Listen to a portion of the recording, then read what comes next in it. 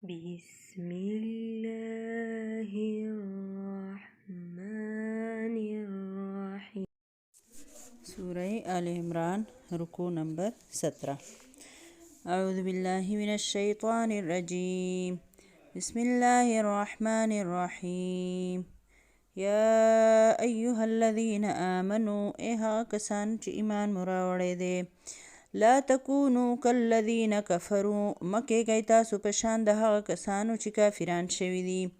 وقالو لاخوانهم او وایي دوی د خپلو وروڼو په باره کې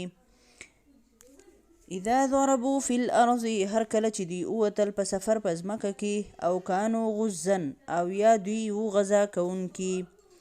لو کانو عندنا کچری وی دوی زمونږ سره ما ماتو نو نه به مړه شوي وما قتلو او نه به وجلی شوي وو لیجعل الله ذلك د پاره دی چې وګرځوي الله پاک دا خبره حسرتا فی قلوبهم یو افسوس د دوی په زړونو کې والله یحیی و یمیت او الله پاک ژوندي کول کوي او مړه کول کوي والله بما تعملون بصیر او الله په هغه کارونو چې تاسو یې کوئ لیدونکی دی ولئن قتلتم في سبيل الله او کچری تاسو مړه شئ په لاره د ووجلی شئ په لاره د الله کې او متم یا مړه شوئ لمغفرة من الله ورحمة خير مما يجمعون نو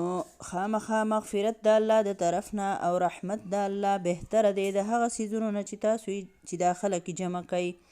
ولئن متم او قتلتم لإلى الله تحشرون کچری تاسو مړه شئ یا ووجلی شئ نو خامخا به الله ته تاسو جمع کیږئ ورغونډیږئ فبما رحمة من الله لنت لهم پس په وجه د الله د رحمت ته نرم یې پیغمبره د دوی دپاره ولو كنت فظا او کچری ته کلک وې سخت خویه وې غلیظ القلب او کلک زړه دی وې لانفضوا من حولک نو خامخا به دوی تښتېدلي ستا د خوانه فاعف عنهم نو معافي کوه دوی ته واستغفر لهم او بخنه یعنې دعا غواړه د دوی دپاره د بخانۍ دعا غواړه د دوی دپاره وشاورهم فی الامر او مشوره کوه د دوی سره په کار د دین کې فاذا عزمت پس کله چې ته اراده وکړې فتوکل علی الله پس بروسه کوه په الله باندې توکل کوه په الله باندې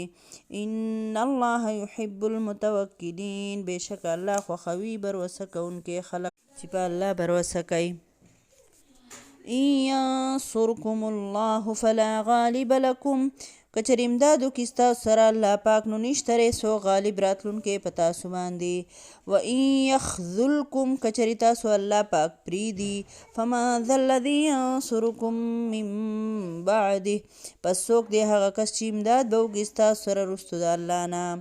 وعلى الله فليتوکل المؤمنون او خاص په الله باندې توکل کوي مؤمنان وما كان لنبي ان يغل او نه دی دا کار هیڅ د یو نبي چې خیانت وکړي ومن یغلل یأتي بما غل یوم القیامه او څوک چې خیانت وکړي نو رابشي د هغه څیز سره چې خیانت کړی وي په ورځې د قیامت ثم توفى كل نفس ما كسبت وهم لا یظلمون بیا به پوره ورکړی شي بدله هر یو نفس ته د هغه عمل چې کړی وي او په دوی به هیڅ ظلم نه کیږي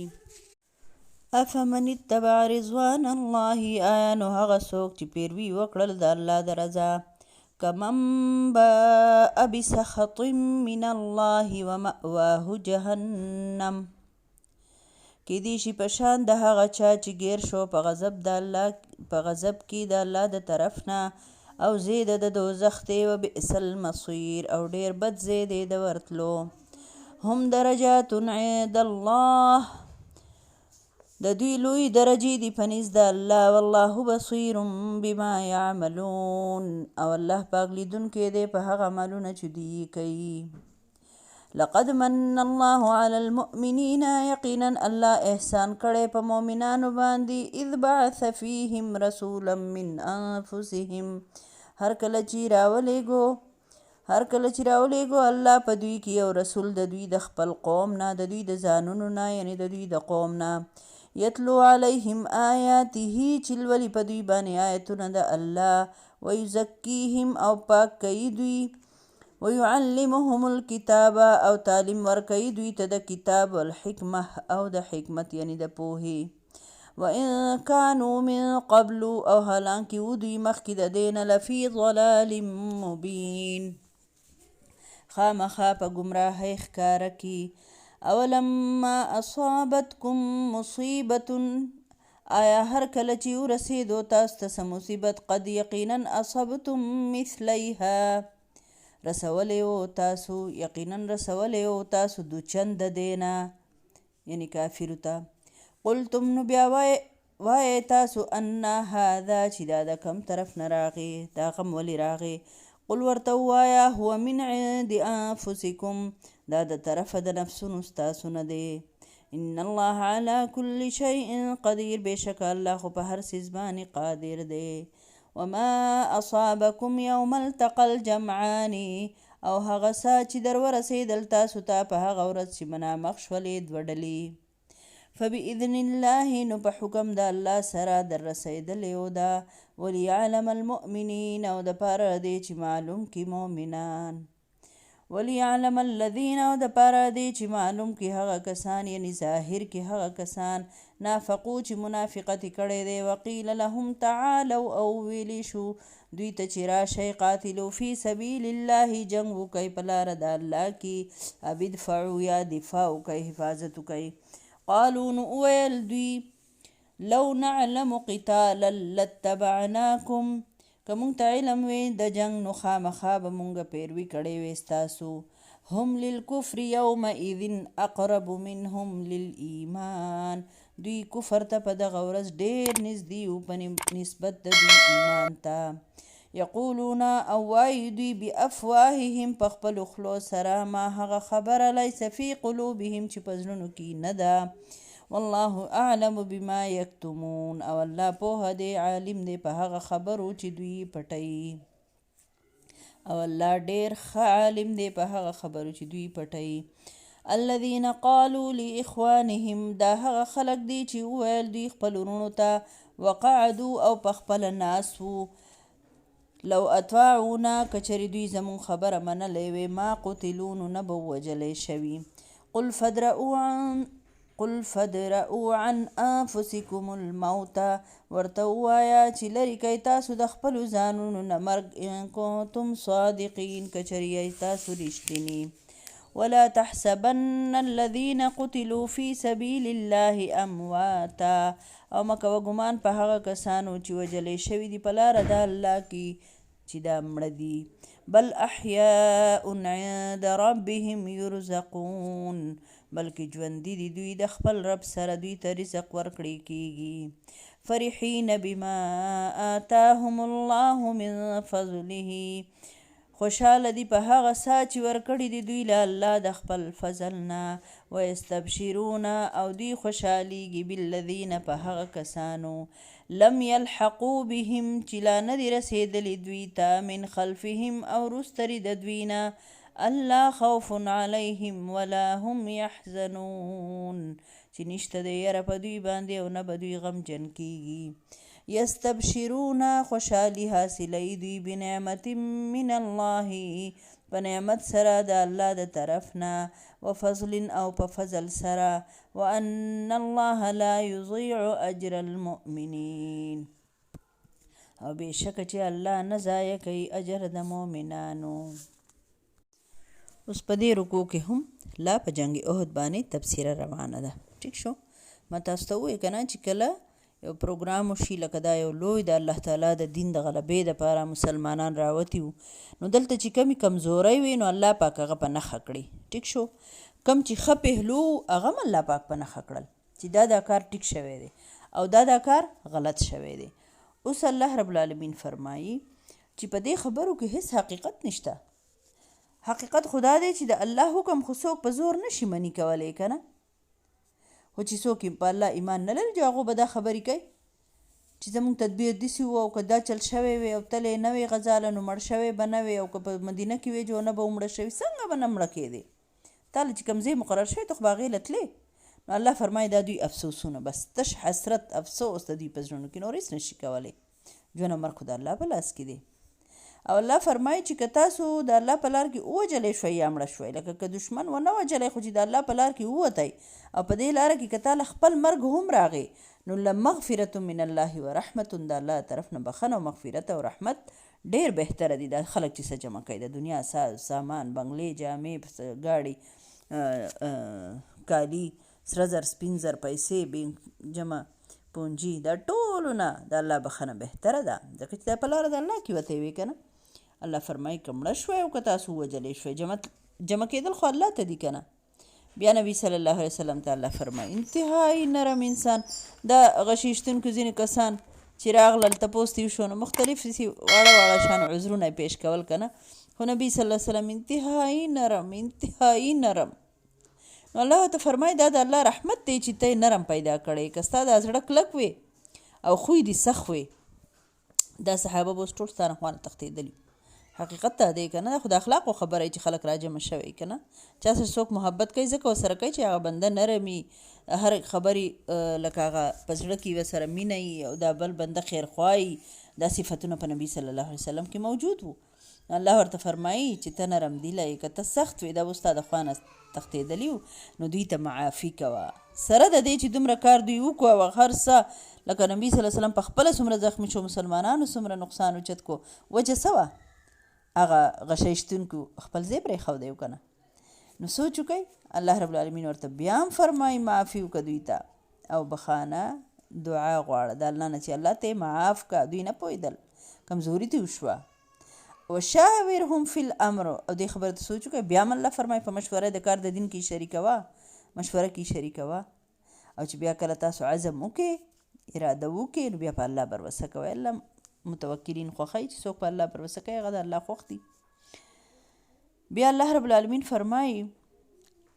چې الله مدد د سره هېڅوک باندې غالب نشي راتلی، خو که الله پرېښودی نو بل څوک نشته چې بیا ستاسو مدد وکړي. او بل چې نبي صلی الله علیه وسلم څنګه دا کسان راټول کړل، وایي تاسو ولې دغه شي، تاسو مونږ ولیدل، ما تاسو ته ویلي چې دا ځای به تاسو نه پرېږدئ، که زموږ بوټی مرغو خوړئ تاسو به نه راځئ، تاسو ولې نافرماني وکړه، دا ځای تاسو ولې پرېښودو؟ نو هغوی ورته څه کمزوري عذرونه پیش کول. نبي صلی الله علیه وسلم ورته وفرمایل بل ظننتم انا نغل ولا نقسم لکم، وایي تاسو دا ګمان کوو چې ګینې زه به خیانت وکړم او ستاسو دا ګمان و چې زه به لکه په انصاف تقسیم ونه کړم د دې غنیمتو، نو صحیح حساب لکه تاسو له در نه کړم. نو په دې آیت کې دې طرف ته اشاره ده چې ما کان لنبي ان یغل، یو نبي له دا مناسب نه ده چې خیانت وکړي، او که نبي هم خیانت وکړو نو سره د خیانت شوي څیز به د قیامت په ورځ د الله په عدالت کې ودرېږي او الله فرمایي پوره بدله به ورکوم. نو نبي صلی الله علیه وسلم ورته وفرمایل وایي نه، ستاسو په زړونو کې دا خیال څنګه پیدا شو چې کم مال د نبي صلی الله علیه وسلم په نگرانۍ کې وي او هغه د امانت او د انصاف نه بغیر ګینې د خیانت په طریقه تقسیم کړلی شي. نو دا آیتونه الله رب العالمین را نازل کړل. بیا الله رب العالمین د هغه چا ذکر کړی دی چې څوک د الله د رضا دپاره د نبی صلی الله علیه وسلم پیروي کوي. الله فرمایي هغه بنده او د الله او د الله د رسول نافرمانه بنده دا یو شان نشي کېدی، ځکه چې د مؤمن د الله رضا غوښتونکي بنده درجې دي د الله سره، او د بدنصیبې ځای جهنم دی، د دې کفارو ځای جهنم دی. الله دې موږ ټول په امان کړي. بیا الله فرمایي الله پاک په تاسو احسان کړی چې په تاسو کې پیغمبر راولېږو، په تاسو باندې د الله آیتونه تلاوت کوي، تاسو د کفر شرک نه ستاسو ژوند پاکوي، تاسو د کتاب د قرآن پوهه درکوي او د حکمت خبرې درته کوي، د ژوند د تېرولو طریقه درته ښیي، او د دې نه مخکې تاسو ټول په ګمراهۍ کې وي. حقیقت ته د قرآن سره د بنده سترګې رڼا شي که نه. تاسو کومو ملګرو چې مخکې تفسیر نه یې اورېدلی، په اوله ځل تاسو قرآن اورئ، قرآن تفسیر اورئ، مسلې مسایل اورئ، نو تاسو په خپل ژوند کې څونه انقلاب لیدلی که نه. بنده وایي زما دا زندګي بدله شو، سوچ بدل شي که نه، هغه معیارات بدل شي، هغه ټول هر څه هغه لکه مطلب د ژوند هغه طریقه د سره بدلیږي د بنده که نه، ترجیحات بدل شي. او بیا چې کله تاسو ته مصیبت ورسېدو، الله پاک فرمایي نو ستاسو د لاسه خو کفارو ته دوچنده مصیبت رسولی و. تاسو په جنګ بدر کې دوی ته 80 تنه قیدیان کړي د کفارو نه، 80 یې مرداران کړي، او په جنګ احد کې د مسلمانانو 80 تنه شهیدان شول. نو الله ورته فرمایي تاسو خو دوچند مصیبت ورکړی و په جنګ بدر کې، او تاسو دا وایئ چې دا د کوم طرف نه راغله. قل هو من عند انفسکم، ورته وایي دا ستاسو خپل عمل د لاسه راغله، د خپل ځان د لاسه راغله که نه. نو لوی لوی اکابر صحابو ته خو دا حقیقت معلوم و، هغه خو نه دوکه کېدل. خو دا عام مسلمانان چې نوي مسلمانان شوي که نه، نو هغه وایي چې دا څنګه خبره ده، الله رسول موجود دی او د الله را سره د امداد وعده کړې وه او مسلمانانو وبایلله. لکه د دې ډېر خلکو داسې هم خیال و چې الله پیغمبر خو ګټي څنګه چې په بدر کې وګټله، جو ځای چې ورسره شامل شو جو وبګټو، جو غنیمت به راوړو که نه، دا چل پکې هم و. نو الله رب العالمین فرمایي کله چې دوه ډلې منامخ شوې او تاسو هغه وجل، خو دغه د الله په حکم سره تاسو وجل، خو څنګه چې مخکې آیتونه تاسو په خپله کمزوري ښکاره کړه که نه، تاسو هغه ځای پرېښودو که نه. نو الله پاک خو تاسو ته اول خپله وعده ستاسو سره خپله کړې وه، خو دلته الله پاک بله خبره فرمایي چې الله ظاهر کې منافقان، ځکه الله پاک دا کار وکړو چې دا منافقین لږ جدا شي، لږ چڼ شي، مسلمانانو په ډله کې ننوتي و، د مفاد به یې اغوستله او د سختې په وخت کې به نه و، د فایدو په وخت کې به و که نه. او چې کله د عبدالله بن ابی ته دوی ته نبي صلی الله علیه وسلم وایي چې تاسو 300 کسان زموږ نه مه بیلیږئ، لکه په لښکر باندې اثر پرېوځي څنګه چې روان شو دوی که نه د احد میدان ته. نو دی ورته وایي عبدالله بن ابی ورته چې په طنز کې وایي نه نه موږ ته پته ده جنګ به نه کېږي، څنګه به جنګ نه کېږي. او بله د ملنډې نه وایي چې دا خو دونه لږ دی او هغو 3000 کسان دي. د عبدالله بن ابی ته خو پته ونه وي چې دا خو ظاهره خبره ده مسلمانان به ختمیږي او شکست به خوري. نو بس دی نه تلو. نو الله رب العالمین فرمایي چې هغه کسان چې په خپله خو نه ځي او نورو ته هم وایي چې تاسو مه ځئ، نو الله فرمایي قل فدرؤوا عن انفسکم الموت، ورته دقې ته ووایه چې که تاله په خپله کله مرګ راغی نو د ځان نه به یې لږمنې کړې، خپل مرګ به لږمنې کړي چې نورو ته وایي چې مونږ ته وایي چې مه ځئ، نو دوی لاړل ځکه مړه شو. نو دا راته ووایه چې تاله مرګ راشي نو ته به یې منې کړې، لږ د ځان نه خو مرګ منې کړه که نه. او بیا الله رب العالمین دلته د شهید فضیلت بیان کړی دی چې الله رب العالمین فرمایي چې مه کوئ تاسو ګمان په هغه چا چې د الله په لاره کې ووژلی شي چې دا مړه دي، دا مړه نه دي بلکې دا ژوندي دي، الله والا رزق ورکوي او دوی په الله پاک په ورکړی شوي رزق باندې خوشحاله دي چې الله والا کم فضل خپل رحم پې کړی دی نو په هغې خوشحاله دي. او کم کسان چې وروسته دي په دې خوشحالېږي چې دوی به هم شهیدان کېږي او زموږ خواله به راځي. د شهید دپاره دا زیری دی چې شهید چې دی چې کله شهید مړ شي نو د روح چې دی هغه ډایرکټ عالم ارواح ته لاړ شي. لکه حدیث کې دی حضرت عبدالله بن مسعود رضی الله عنه نه روایت دی چې موږ د رسول الله صلی الله علیه وسلم نه د آیت په باره کې تپوس وکړو، نو هغه راته وفرمایل، پاک نبي صلی الله علیه وسلم راته وفرمایل چې د شهیدانو روحونه د شنو مرغو په شکل کې د الله تعالی د عرش سره قندیلونه اویزانی او د دوی روحونه چې دي په جنت کې سیل کوي او بیا واپس دقې قندیلونو ته راځي او دلته آرام کوي. نو الله رب العالمین چې دوی طرف ته وګوري نو تپوس دې وکړي چې تاسو ته د څه څیز خواهش دی، نو دوی وایي چې موږ ته د هیڅ څیز خواهش نشته. نو الله تی بار بار تپوس وکړي نو وایي دا شهیدانو دا روحونه ورته وایي وایي پروردګاره مونږ صرف دا غواړو چې زمونږ دا روحونه مونږ بیا واپس ته لاړ، دا روحونه وایي چې مونږ بیا واپس ته لاړې او دنیا ته لاړې، مونږ ستا په لار کې جهاد وکړلی او بیا شهیدان شو. بس دغه خبره کوله که هېڅوک دا خبره نه خوښوي چې ماما دې بیا د مرګ یعنې د ځنکدن سخته بیا تېره شي. خو دې شهیدانو ته د وخت ځنکدن کې دومره مزه چې صرف شهید دا خبره خوښوي چې زه بیا لاړې دنیا ته او ما بیا د الله په لار کې دا ځان قرباني کړې چې کوم خوند دی چې هغه ما ته بیا میلاو شي. نو عام که یو ماشوم هم پیدا شي که نه او هېڅ ګناه یې نه کړی که نه، خو چې هغه مړ شي، ماشوم پیدا شو او سیده مړ شو، لا بالغ هم نه دی، لکه واپس چې مړ شي نو د ده روح چې دی هغه دغه عالم برزخ کې دی. عالم برزخ دی ته وایي چې لکه دی به په دغه کې د مطلب یو دنیا ده، یو عالم برزخ دی، یو آخرت دی طریقه، لکه د عام انسانانو دا طریقه ده که نه. خو د شهید روح چې دی هغه ډایرکټ چې دی د الله تعالی سره، لکه عالم برزخ چې دی نه ځي بلکې دی ډایرکټ چې دی د الله تعالی د عرش سره په قندیلونو کې د خوب او د ګرځېدل چې هغه په جنت کې. دا څومره غټه خبره ده که نه، څومره لوی انعام دی. دا ځکه چې دی بنده د الله د رضا دپاره خپل ځان چې هغه قرباني کړي.